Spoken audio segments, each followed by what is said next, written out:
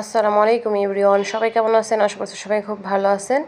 এরকম তাজা সরপুঁটি দিয়ে এবং কচি ডাঁটা দিয়ে একটা রেসিপি করেছি, আশা করছি আপনার কাছে অনেক অনেক ভালো লাগবে। তার জন্য আগে এই মাছগুলো আমি সুন্দরভাবে ধুয়ে নিয়েছি। ধুয়ে এখন সব ধরনের মশলা দিয়ে, হলুদ, মরিচ আর ধনিয়া এবং একটু হালকা জিরা দিয়ে, তারপরে হালকা লবণ দিয়ে আমি সুন্দরভাবে মেখে নিচ্ছি। এটা মেখে আমি 10 মিনিটের জন্য রেখে দিব। তারপরে একটা প্যান আমি গরম করতে দিব। প্যানে তেলটা দিয়ে নিলাম। তেলটা গরম হয়ে আসলে আমি মাছটা দিয়ে নিব।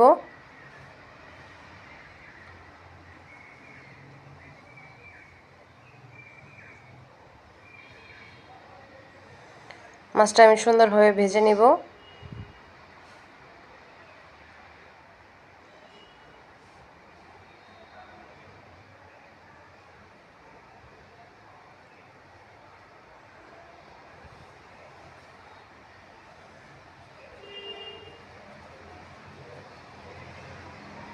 এখন আমি এক পিঠ ভাজা শেষ, উল্টে দিচ্ছি।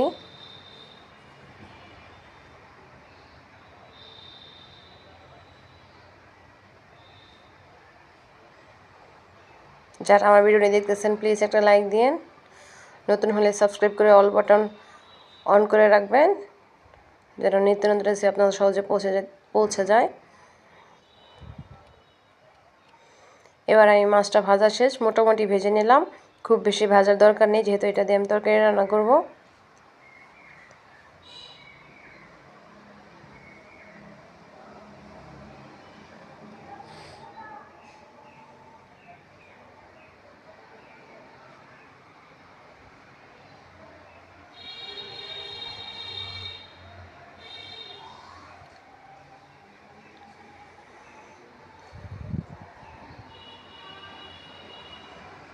এই তো মোটামুটি মাছটা ভেজে নিয়েছি।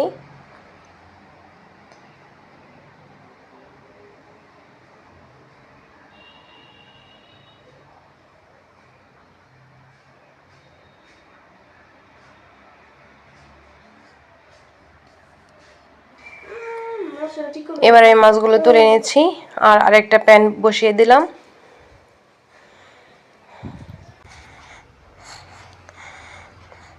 এবার প্যানটা গরম হওয়ার পর আমি তেল ঢেলে দিব। অবশ্যই প্যানটা গরম করে তারপরে তেল দিবেন, তাহলে মশলাটা কষানোর সময় অনেকটা মশলাটা পুড়ে যাবে না বা তলায় লেগে ধরবে না।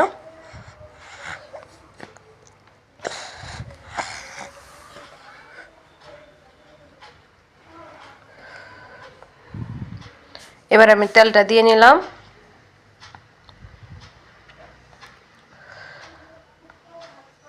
তারপর দিয়ে নিলাম পেঁয়াজ, কাঁচামরিচ, হালকা রসুন। ডাটার মধ্যে একটু রসুন দিলে ডাটার একটা গন্ধ থাকে, সেই গন্ধটা চলে যাবে। এবার পেঁয়াজ, কাঁচামরিচ, রসুনটা আমি ভালোভাবে ভেজে নিব।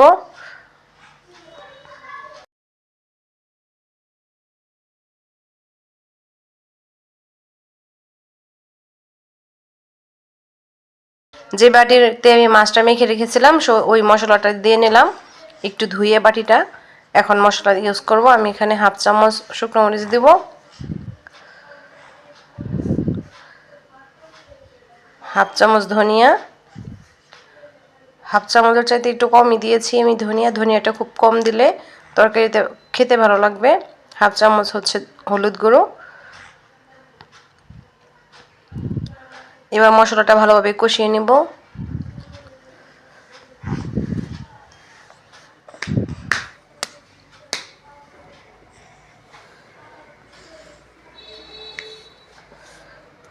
স্বাদ মতো লবণটাও দিয়ে নিচ্ছি। এবার দেখতে পাচ্ছেন তেলটা ছেড়ে দিয়েছে কষাতে কষাতে। এ পর্যায়ে আমার আগে থেকে কেটে ধুয়ে রাখা একদম পিওর টাটকা ডাটাটা দিয়ে নেব। ডাটার সাথে আমি দুটো আলুও দিয়েছি।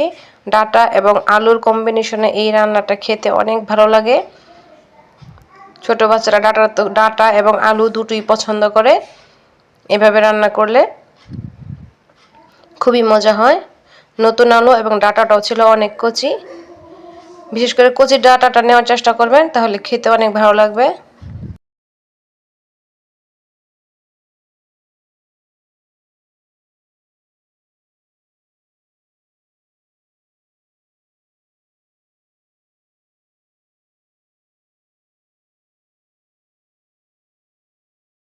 কষাতে কষাতে আমি পানিটা একদম শুকিয়ে নিব।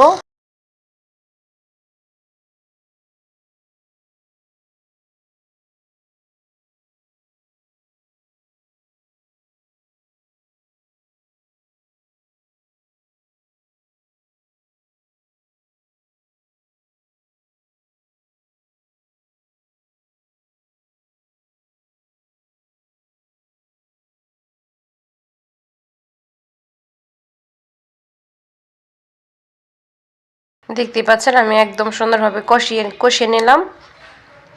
এবার এই কষানো ডাটার উপরে আমি সে ভাজা মাছটা দিয়ে নিব।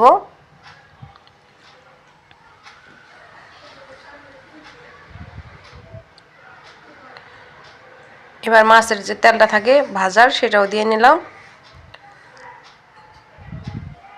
তাহলে মাছের স্বাদটা পুরোপুরি পাওয়া যাবে।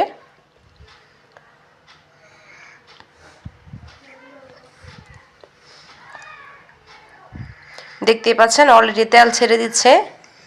এরপর যে আমি একটু পানি দিয়ে নেব ভালোভাবে কুক করার জন্য।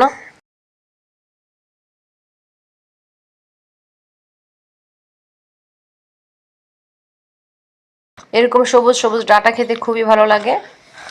এই রান্নাটা ছোট বড় সবাই ভালোই পছন্দ করেছিল।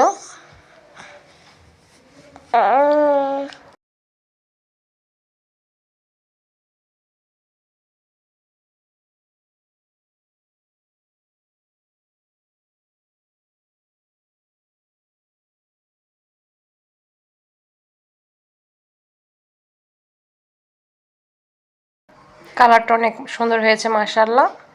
এবার আমি একটু ঢেকে রেখে দিব।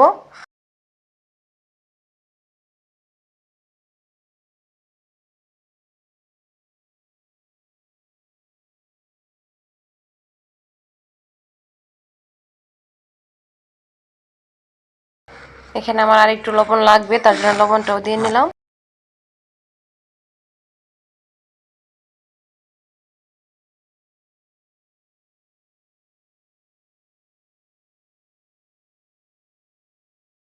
আমার রান্নাটা একদম কমপ্লিট হয়ে গিয়েছে। দেখতেই পাচ্ছেন কতটা লোভনীয় হয়েছে। রেসিপিটি ভালো লাগলে একটু লাইক দিয়ে পাশে থাকার বেল আইকন অন করে রাখবেন যারা নতুন আছেন, যারা নতুন নতুন রেসিপি আপনাদের সহজে পৌঁছে যায়। এখন আমি একটু সার্ভ করে নিচ্ছি।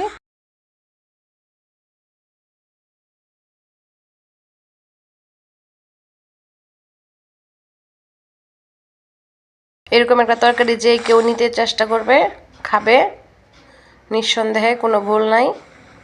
খুবই মজা হয়েছিল। আজ এই পর্যন্ত, সবাই ভালো থাকবেন।